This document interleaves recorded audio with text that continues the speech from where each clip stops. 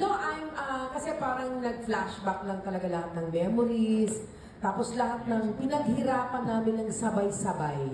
Kasi di ba magkakasama naman kami sa tent, napakahirap kasi 4 times a week po kami nagte-taping. So Okay. talagang, kasi nga 6 days a week yung show. So first time kong nakagawa ng 6 days airing na show. So talagang nandun yung mapupush ka talaga sa limit mo and more. Tapos ang maganda din na magkakasama kayo, yung mga advices na binibigay nila sa akin or that we give each other, malaking tulong yon. I can name it, pero bukas na tayo matatapos.